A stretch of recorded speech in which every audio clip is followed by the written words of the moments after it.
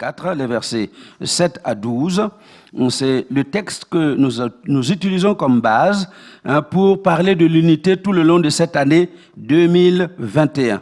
Et les pasteurs qui viennent après moi, eh bien, abordent le même thème parce que nous parlons le même langage et nous voulons que l'Église parle le même langage. Alors, nous lisons ensemble Ecclésiaste chapitre 4, versets 7 à 12. Alléluia. Alors, pendant que l'audiovisuel prépare le texte, j'aimerais dire un grand merci à tous ceux qui se sont mobilisés hier pour venir nettoyer l'église de fond en comble. Est-ce qu'il n'y a pas un parfum de fraîcheur dans l'église? Quand vous êtes entrés ce matin, vous n'avez pas senti qu'il y a quelque chose de tout frais dans l'église? Eh bien, il y a des hommes et des femmes qui sont venus, qui ont astiqué. Quand je dis astiquer, c'est astiquer. Du haut jusqu'en bas. Tous les meubles, tout a été astiqué. Toutes les poussières sont parties. Et c'est pour ça que ce matin, vous voyez que je n'éternue pas. Merci beaucoup. Merci.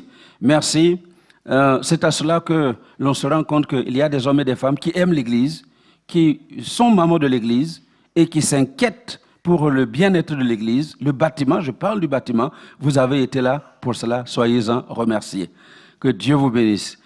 Une fois par an, c'est une opération qui se répète. Alors, évidemment, il ne faut pas attendre une année.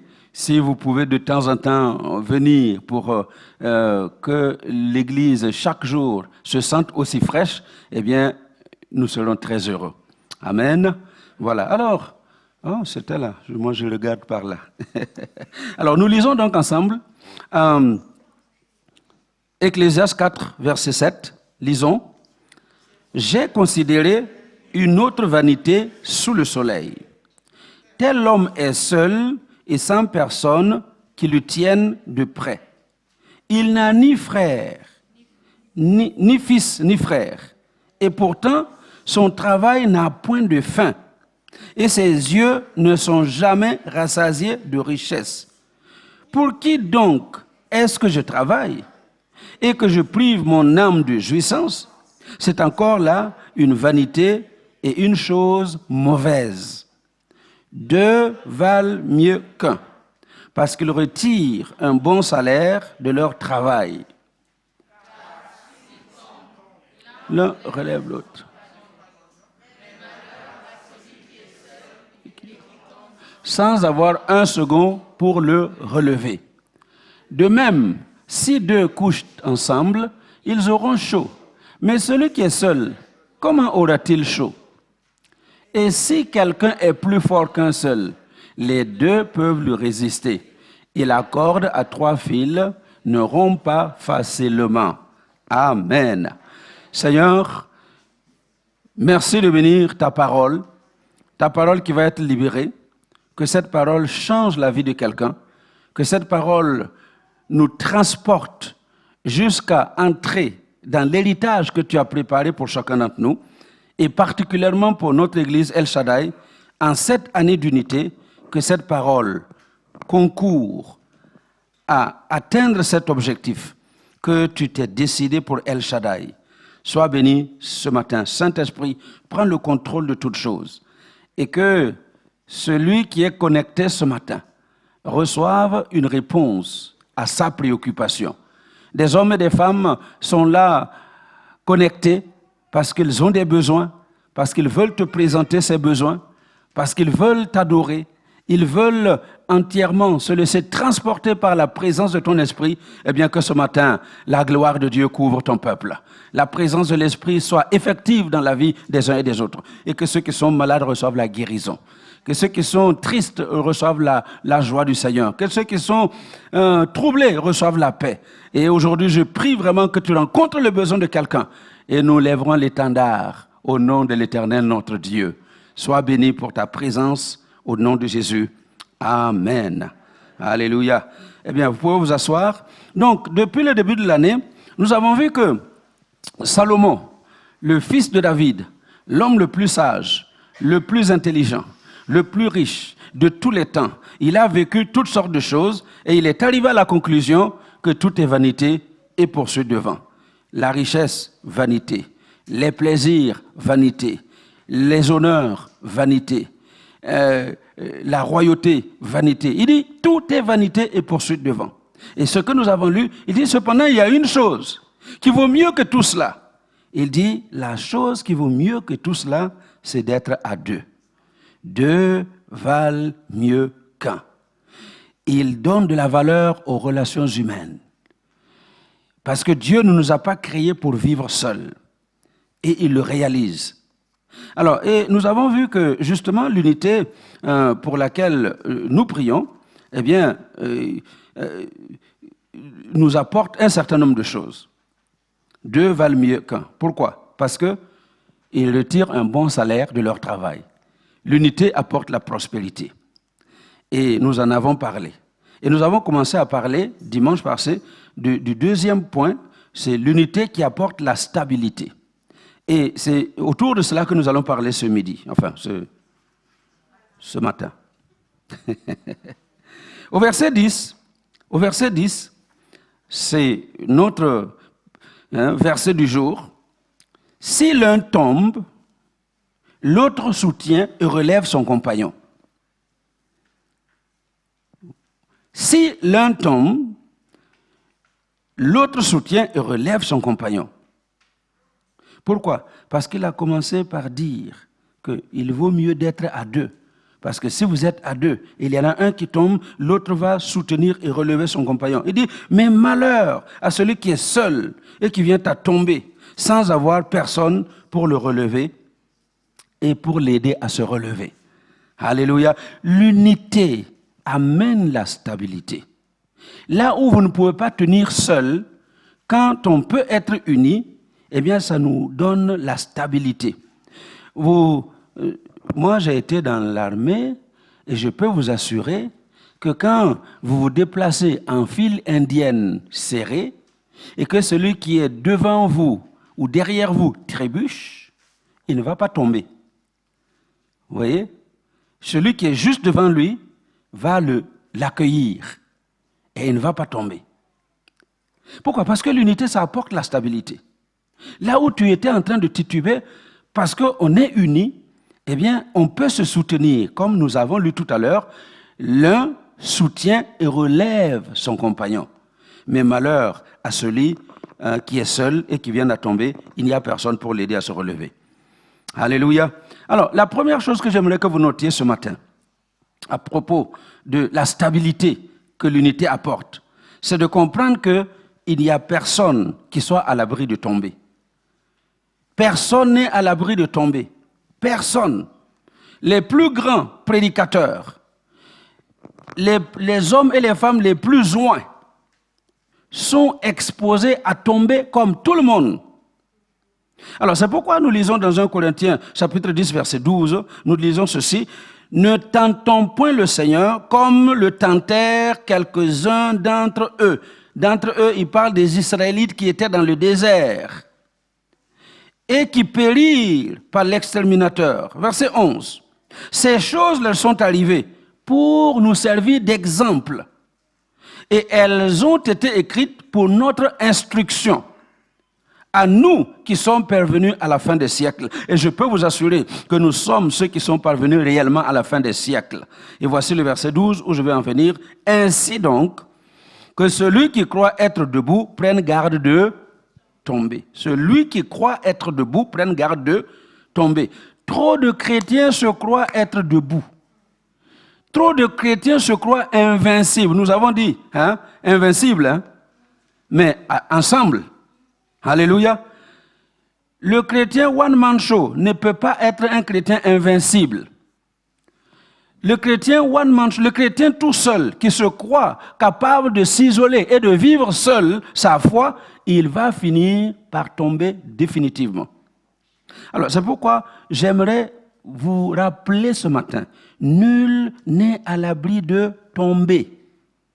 Alors, c'est pour cela que nous devons prendre notre vie chrétienne très au sérieux et marcher très sérieusement avec Dieu. Parce que personne ne peut se targuer d'être exempt de tomber. Alléluia. Dans le livre de l'Apocalypse, nous avons l'histoire d'une église.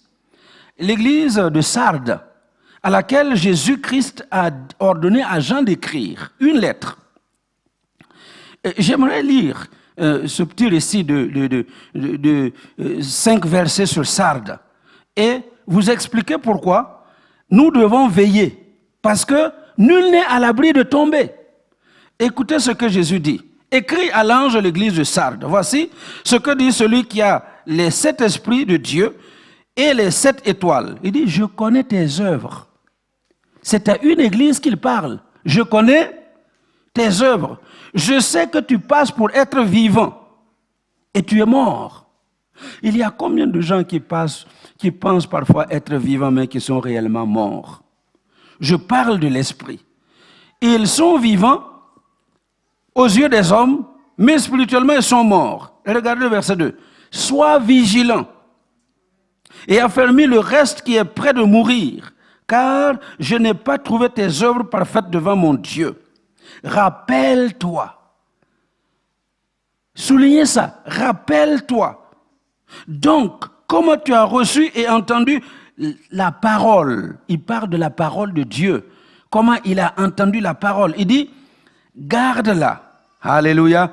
Et j'aimerais dire à quelqu'un ce matin, garde la parole de Dieu. Garde précieusement ce que tu as entendu de la part de Dieu. Et il dit, et repens-toi. Si tu ne veilles pas, je viendrai comme un voleur et tu ne sauras pas à quelle heure je viendrai te surprendre. Cependant, tu as à Sardes quelques hommes qui n'ont pas souillé leurs vêtements. Ils marcheront avec moi en vêtements blancs parce qu'ils en sont dignes. Celui qui vaincra sera ainsi revêtu de vêtements blancs et je n'effacerai point son nom du livre de vie et je confesserai son nom devant mon Père et devant ses anges. Et verset 5 pour terminer. Que celui qui a des oreilles entende ce que l'Esprit dit aux églises. Est-ce qu'il y a quelqu'un qui a une oreille aujourd'hui? Quelqu'un a-t-il des oreilles pour entendre ce que Dieu est en train de dire? Que Dieu ouvre tes oreilles, que l'Esprit de Dieu ouvre tes oreilles pour entendre la voix de Dieu. Parce que la ville de Sardes nous enseigne fortement. La ville de Sardes est une histoire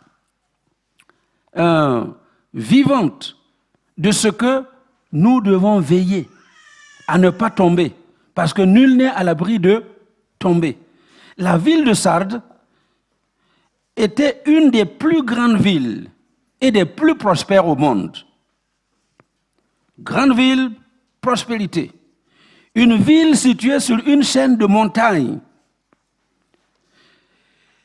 et qualifiée de ville imprenable. Parce que située sur une montagne entourée de murs, imprenable. La ville a la prospérité légendaire. Vous savez pourquoi? Parce qu'à Sardes coulait une certaine rivière appelée le Pactole. Vous avez déjà entendu parler de quelqu'un qui a gagné le Pactole. Ça veut dire quoi? Il a gagné l'argent. Alléluia. Il a gagné l'argent. Le Pactole était une rivière qui était censée charrier de l'or. Il y avait dans le lit de ce fleuve du sable aurifère. Et avec cet or qu'on récoltait du Pactole, eh bien, la ville faisait sa prospérité. C'était une ville prospère. Et l'un des plus grands rois de Sardes, vous savez comment il s'appelait?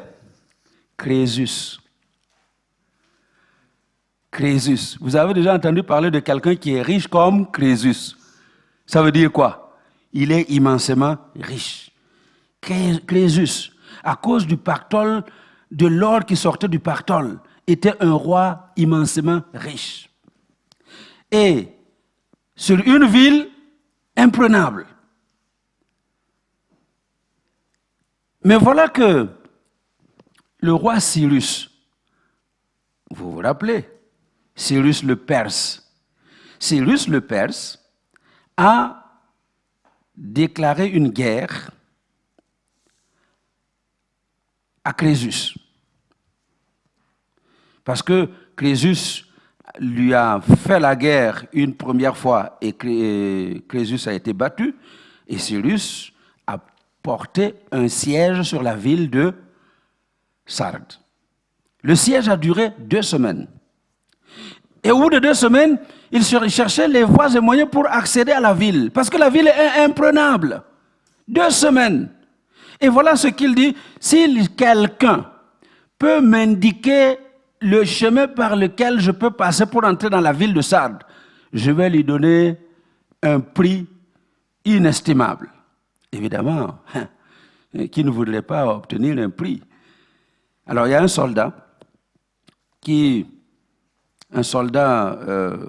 perse qui, pendant une certaine soirée, a vu qu'un soldat de Sardes a laissé tomber son casque par-dessus le mur. Et il a essayé d'attendre pour savoir si le soldat n'irait pas chercher son casque qui est tombé par-dessus le mur. Et le soir arrivé, en effet, il a vu le soldat sortir par une petite brèche et il a suivi un petit sentier jusqu'à aller récupérer son casque qui est tombé par-dessus le mur. Et il est remonté. Et voici le chemin par lequel Cyrus le Perse a pu entrer dans la ville de Sardes. Vous comprenez? Ce soldat en a parlé à Cyrus. Voilà ce que j'ai vu. Autorise-moi de partir avec quelques soldats. Et on va entrer dans la ville pour que vous puissiez nous suivre. En effet, avec quelques camarades soldats, ils ont emprunté le même petit sentier et ils sont entrés par la même brèche. Trouvé que tous les soldats de Sardes étaient endormis parce que pour eux, qui va venir dans cette ville? C'est impossible d'accéder à la ville. Ils étaient endormis. Il n'y avait même pas un garde. Parce que généralement, dans une ville comme ça, on met au moins une garde. Mais ils n'avaient même pas pris la peine de mettre une garde parce qu'ils étaient en sécurité. Fausse sécurité. Il y a combien de chrétiens qui sont dans cette fausse sécurité? On pense que tout est gardé.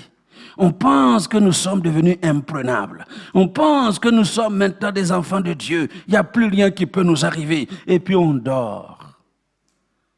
Sans même une garde pour veiller. Et la ville a été prise.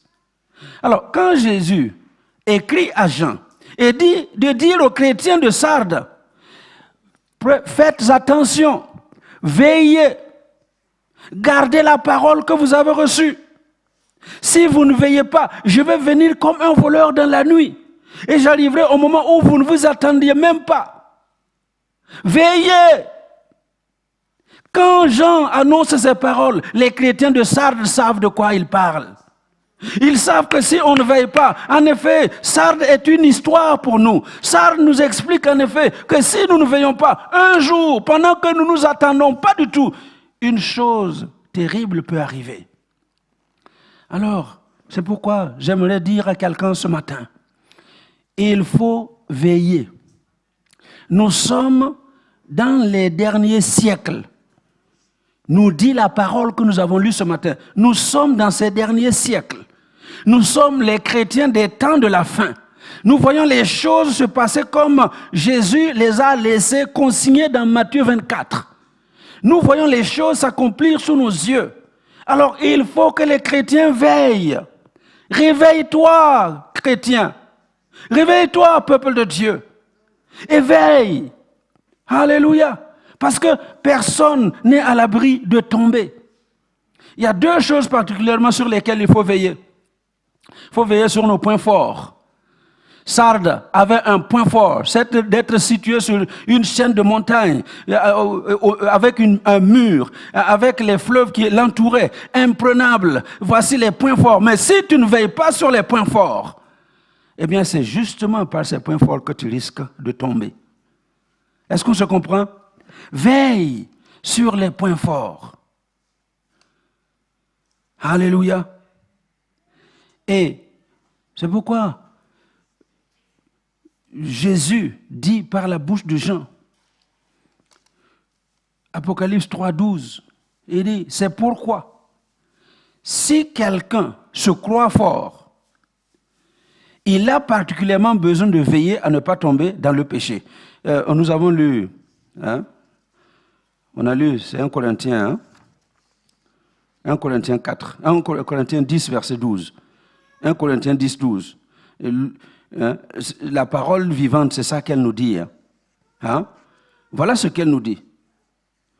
Si quelqu'un se croit fort, il a particulièrement besoin de veiller à ne pas tomber dans le péché.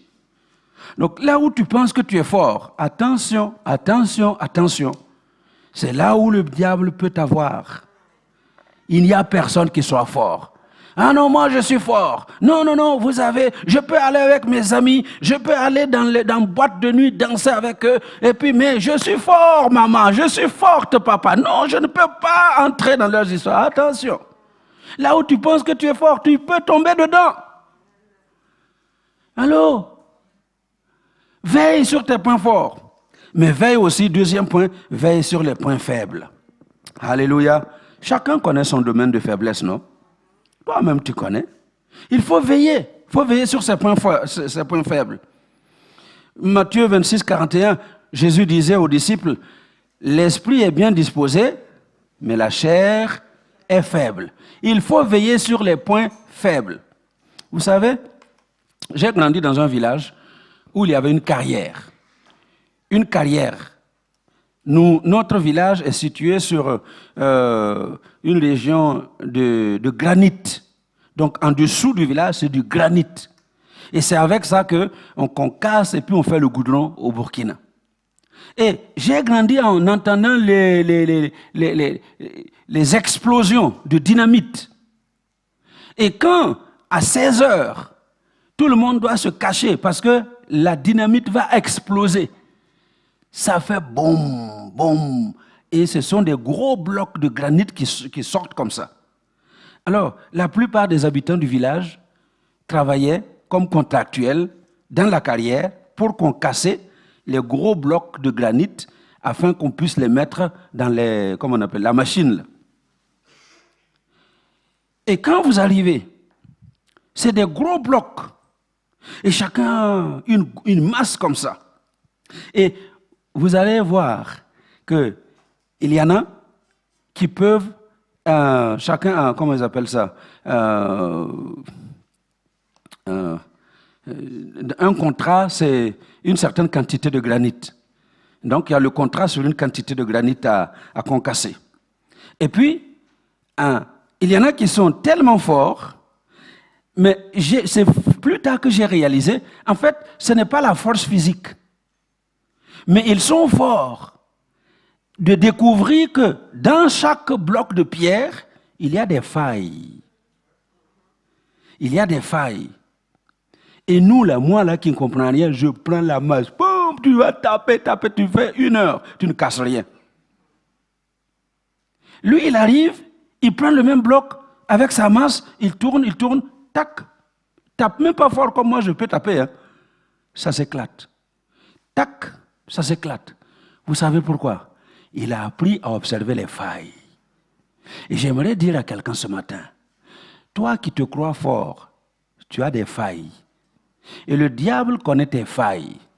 Les petits trous, là, les petites fêlures qui sont là dans ta vie.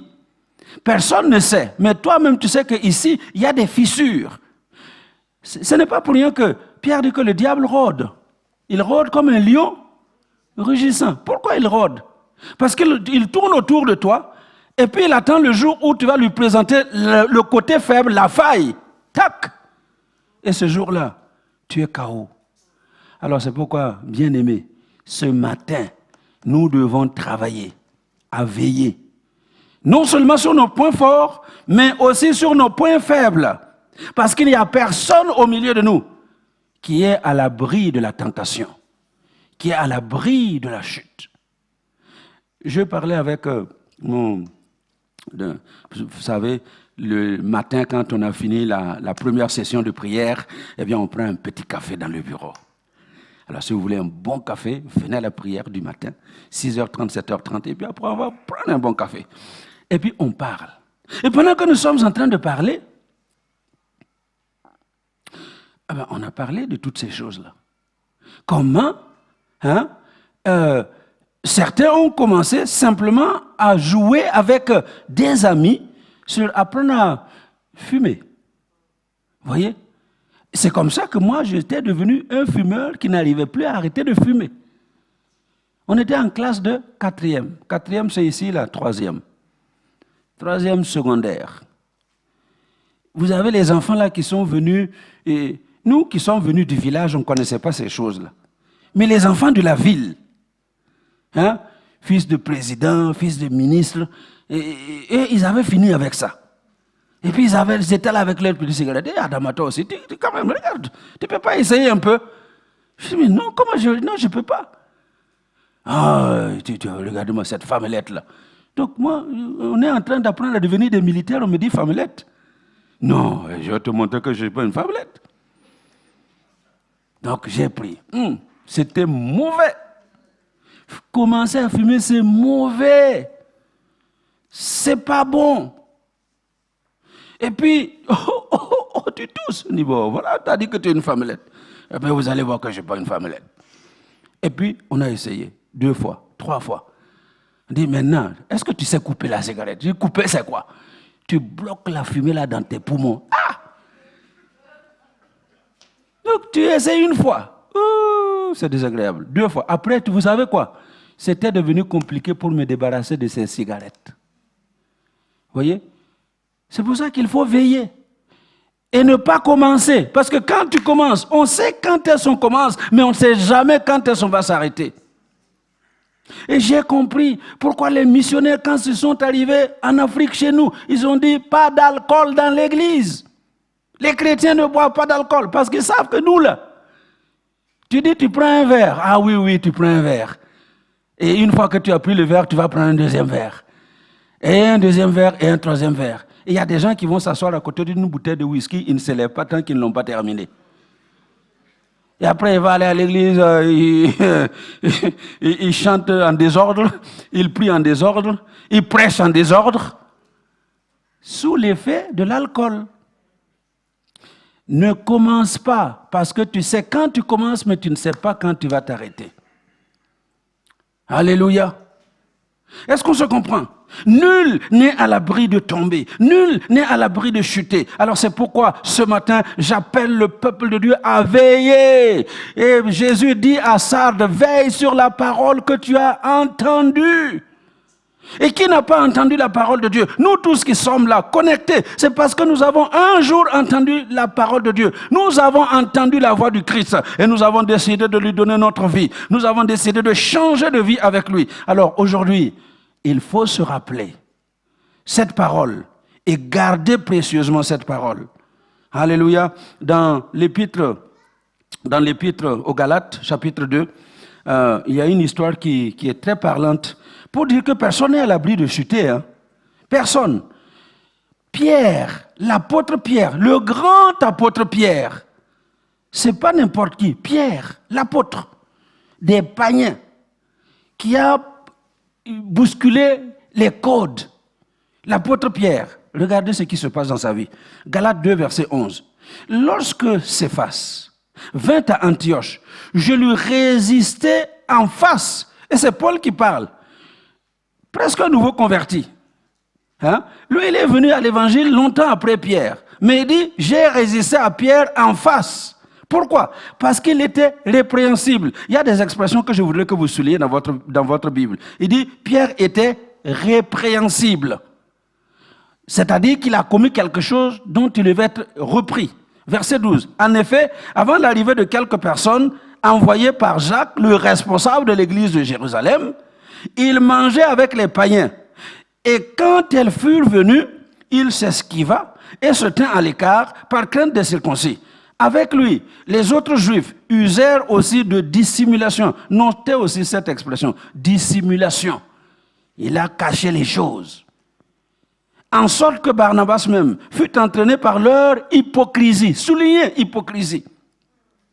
Voyant qu'il ne marchait pas droit selon la vérité de l'évangile, je dis à Céphas, en présence de tous, c'est toi qui es juif, tu vis à la manière des païens et non à la manière des juifs, pourquoi forces-tu les païens à judaïser?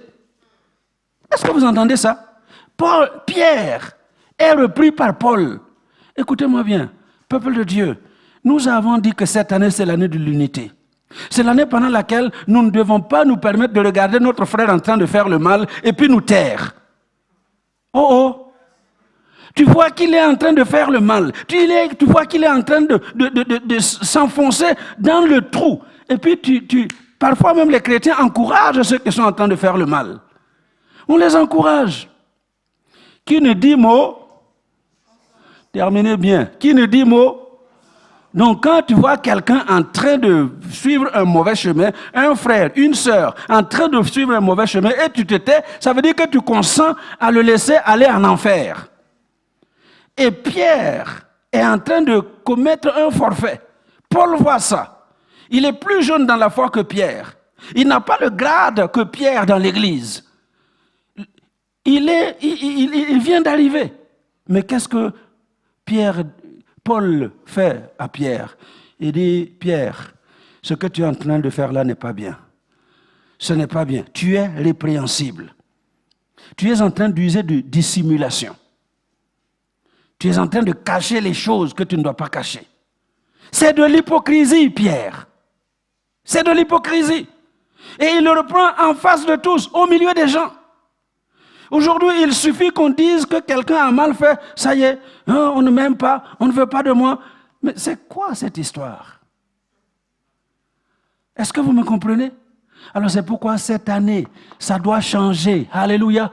Cette année, ça doit changer dans ta maison. Ça doit changer dans l'église. Ça doit changer dans notre nation. Si tu vois que quelqu'un est en train de mal faire, ne te tais pas. Alléluia. Parce que nul n'est à l'abri de tomber. Nul.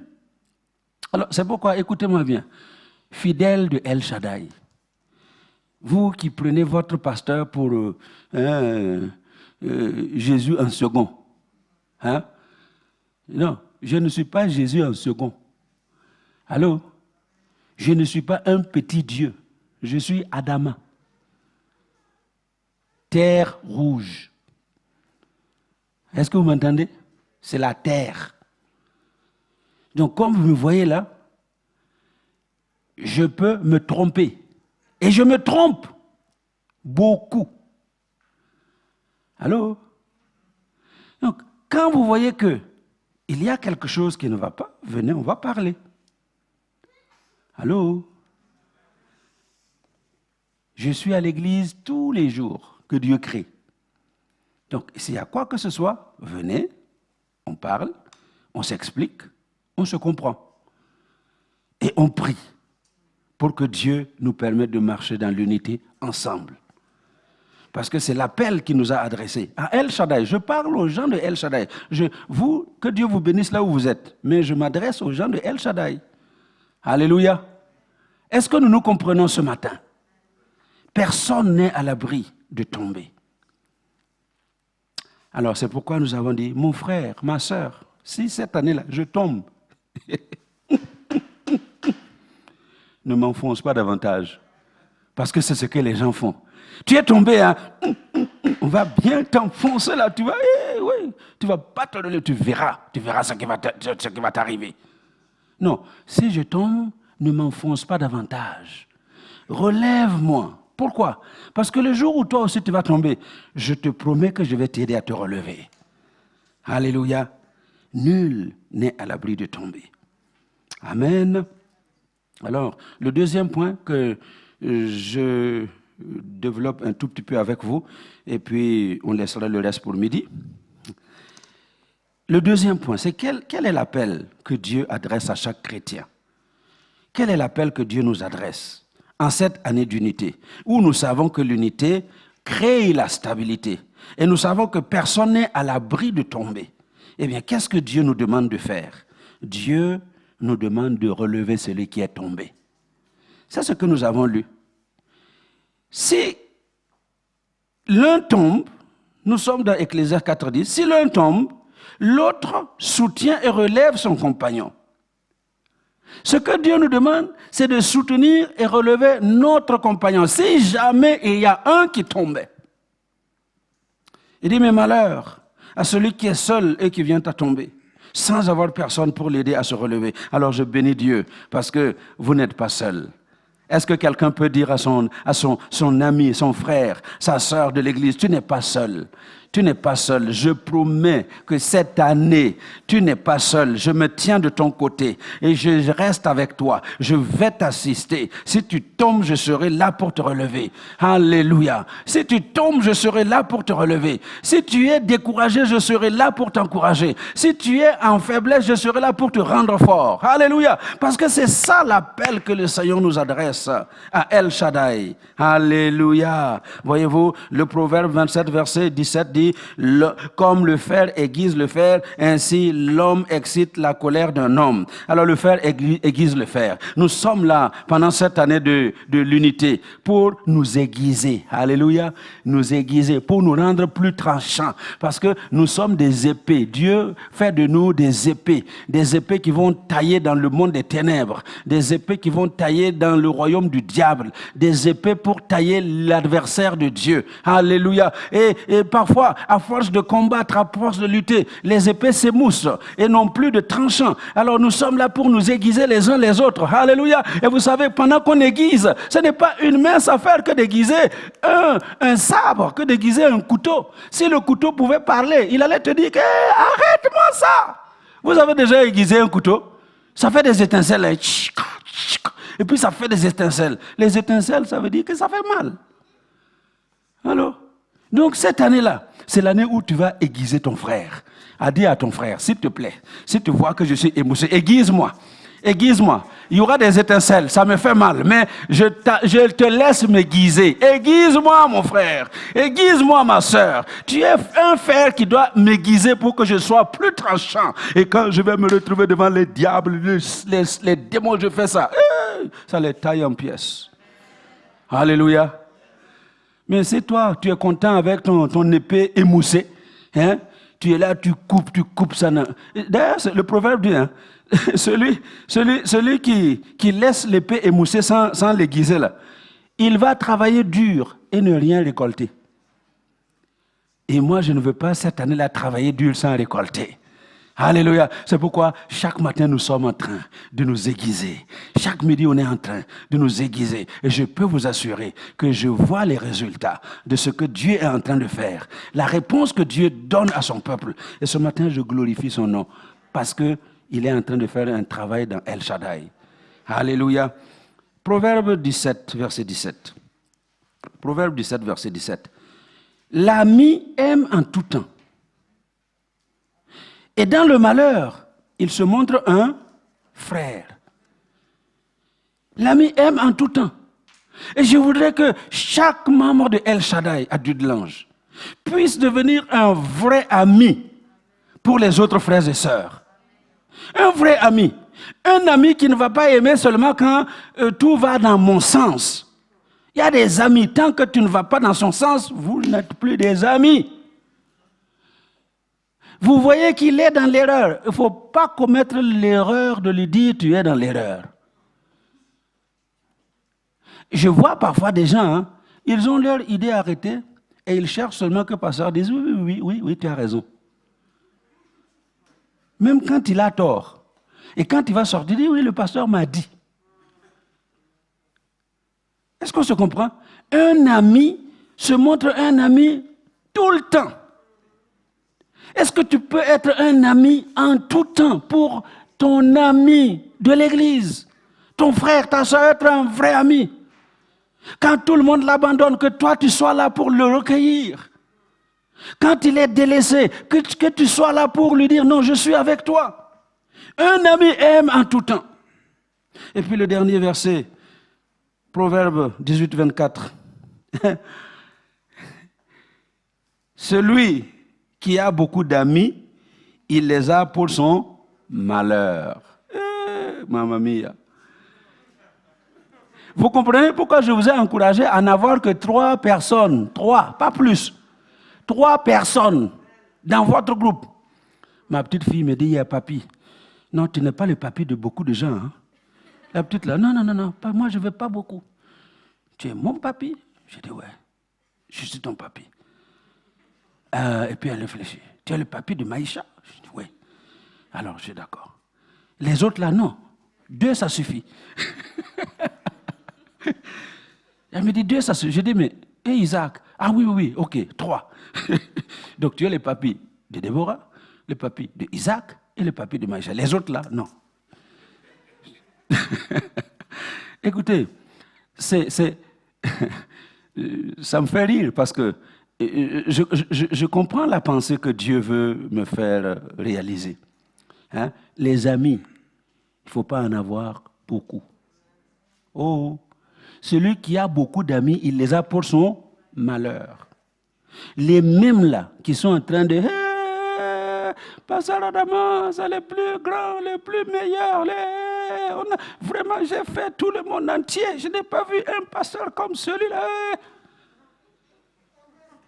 Hein? Vous voyez quoi? Quand il a fait ça, là, il t'a levé. Tu es là. Alléluia. Et puis moi aussi, tu es en haut là. Alléluia. Regardez comment je suis beau. Regardez comment je suis fort. Regardez comment je suis grand. Et puis soudainement, tout le monde fait ça. Vous avez entendu le bruit? Et plus haut on t'a levé, plus lourde sera la chute.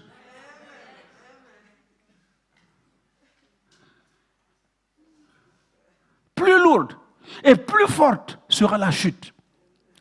Nous avons vu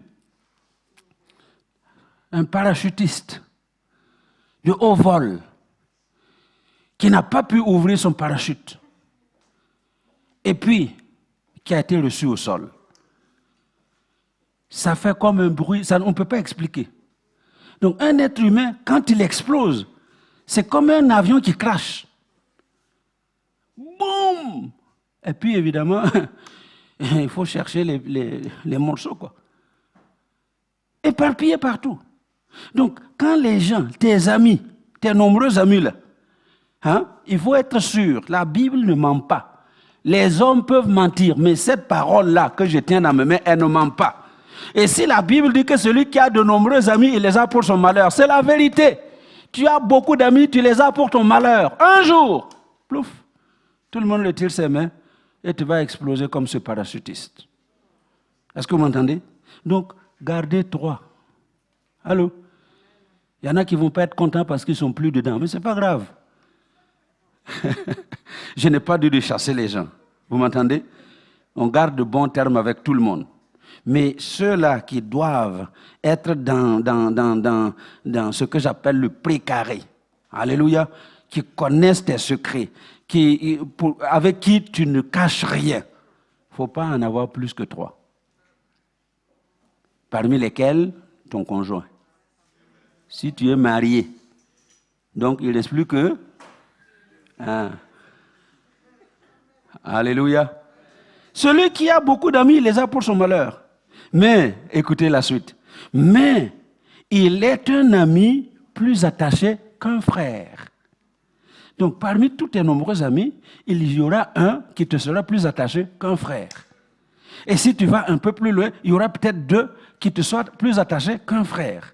Et ce sont ces gens-là que tu dois garder. Alléluia. L'unité, ça crée la stabilité. L'unité, ça crée la stabilité. Et je voudrais que El Shaddai puisse entrer dans cette stabilité au nom de Jésus. Amen. Alléluia. Alors, normalement, je finis. Mais je ne vais pas finir. Vous savez pourquoi je ne vais pas finir? Parce qu'aujourd'hui, nous sommes toujours sur la montagne de Galilée. Hein? Nous sommes sur la montagne de Galilée avec Jésus. Et qu'est-ce que Jésus a dit aux gens sur cette montagne? Je reste avec Marc 16 pour voir ce que Jésus a dit. Nous avons vu pendant cette semaine, parmi les choses que nous avons vues, c'est que nous devons cultiver notre foi, développer notre foi, être des hommes et des femmes de foi. Parce que nous pouvons tout avoir par la foi. Tout. Allô? Tout. Tu peux tout avoir par la foi. Alors, et ce matin, j'aimerais faire une prière pour El Shaddai. Parce qu'on n'est pas là pour prier juste pour prier. On est là pour prier pour que vous entriez dans le régime de Dieu, dans l'économie de Dieu. Et Jésus dit ceci, vous connaissez très bien ce passage. Allez par tout le monde. Nous sommes dans Marc 16, verset 15. Allez par tout le monde, prêchez la bonne nouvelle de la création. Il est sur le mont, la montagne de Galilée. Celui qui croira qu'il sera baptisé sera sauvé, mais celui qui ne croira pas sera condamné. Il dit, voici les miracles qui accompagneront ceux qui auront cru. En mon nom, ils chasseront les démons. Oh, pose la question à la personne la plus proche de toi. La dernière fois que tu as chassé un démon, ça date de quand? Il dit, voici les miracles qui accompagneront ceux qui auront cru. Alléluia. Il dit, 1, ils chasseront les démons. 2, ils parleront de nouvelles langues. Il y a combien qui parlent de nouvelles langues? Le parler en langue spirituelle. Il y en a combien qui parlent encore? Ils saisiront des serpents. S'ils boivent quelques breuvages mortels, il ne leur fera point de mal. Ils imposeront les mains aux malades et les malades seront guéris. Alléluia. C'est la promesse de Jésus sur la montagne de Galilée. Et je vous rappelle, quand nous avons commencé à lire Matthieu 28, que Jésus a levé les mains. Il a tendu les mains vers les disciples. Il les a bénis et il a prononcé ces paroles. Et ce matin, je voudrais terminer le culte en vous bénissant avec ces paroles. Et je ne vais pas juste vous bénir avec ces paroles, je vais vous oindre avec ces paroles. Parce qu'il y a des actes prophétiques. Il y a des actes spirituels. Et j'aimerais, voilà, envoyez-moi l'huile. Vous me comprenez ce matin? Parce que je voudrais que, à partir de ces 40 jours de prière, alléluia, que El Shaddai devienne une église où les paralytiques se lèvent et marchent, où les gens viennent malades et repartent guéris, où les gens arrivent et prophétisent et parlent en langue, où quand un démon, le démon même, il arrive à la porte là, non, ici là je ne peux pas entrer. Alléluia.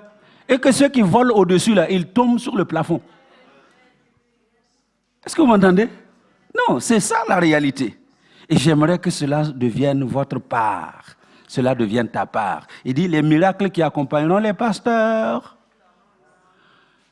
les miracles qui accompagneront les prophètes, les apôtres, les miracles qui accompagneront les bishops, les miracles qui accompagneront qui? Est-ce que vous croyez? Est-ce que tu crois? Eh bien, si tu crois, je vais te oindre aujourd'hui avec l'huile et que cela devienne réalité dans ta vie. Est-ce que tu m'entends? Chaque fois que tu vas prier, les malades vont être guéris. Les démons vont être chassés. Quand les démons te rencontrent même là, non, ils savent que quelqu'un arrive. Alléluia. Voilà, donc, nous sommes dans cette période de pandémie. Donc, on ne va pas faire les choses en désordre. Voilà. On va comme s'arranger, respecter la distance. Moi, je vous mets juste un peu d'huile dans votre tête, dans votre main, et puis vous mettez ça au nom de Jésus. Alléluia. Voilà. Merci beaucoup. Voilà. Seigneur, cette huile n'est que de l'huile d'olive qu'on cassait en Italie, que nous avons acheté chez Aldi. C'est de l'huile d'olive. En elle, il n'y a aucune propriété curative. Mais c'est ta parole qui est curative. C'est ta parole qui communique la guérison. Et j'aimerais faire cette onction, ce qui est aussi dans ta parole, parce que tu m'as ordonné de oindre ton peuple pour qu'il parte mandaté à partir d'aujourd'hui pour chasser les démons au nom de Jésus, pour boire des breuvages mortels sans être atteint au nom de Jésus, pour marcher sur les serpents sans être mordu au nom de Jésus, pour imposer les mains aux malades et leur communiquer la guérison au nom de Jésus. Qu'il en soit ainsi. Ils recevront l'huile dans leurs mains et ils vont te glorifier dans leur vie de tous les jours. Au nom de Jésus. Amen. Amen. Attendez que je remette mon masque. Donc, venez rapidement. Hein? Ne marchez pas comme des... Oui. Voilà. Donc, ne vous en faites pas. Hein? Voilà. Non, je ne prends pas avec ma main. Vite, vite, vite, vite, vite.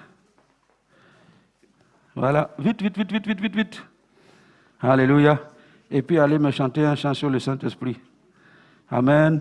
Merci. Désolé pour les gens qui ont nettoyé hier. Vous aurez encore du travail tout à l'heure. Venez, venez, venez, venez. Voilà. Venez. Alléluia. Merci. Merci. Ah, c'est gentil. Vous avez trouvé. Ouh, toi, c'est vraiment l'onction pour toi. Alléluia. Merci. Voilà, merci. C'est gentil. Merci. Merci, merci, merci. Allez, maman. Voilà, tu en as. Oui. Venez. Oui, tiens, chérie. Tiens pour toi. Donc, tu pars chez mamie. Voilà, bienvenue. Nélida. C'est Nélida, hein? Sois béni. Nélida.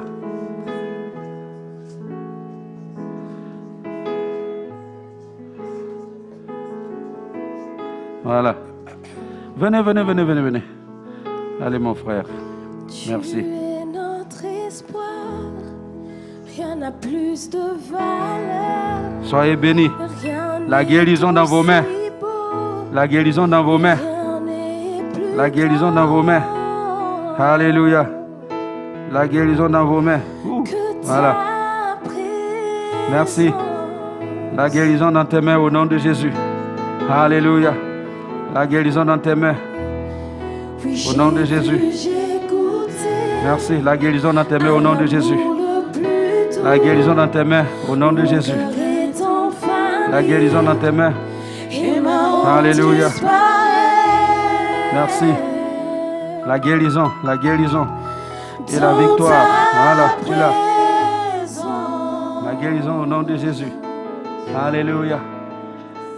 La maman d'Eliora. Les miracles. Au nom de Jésus. Les miracles au nom de Jésus. Alléluia. Yes. C'est bon.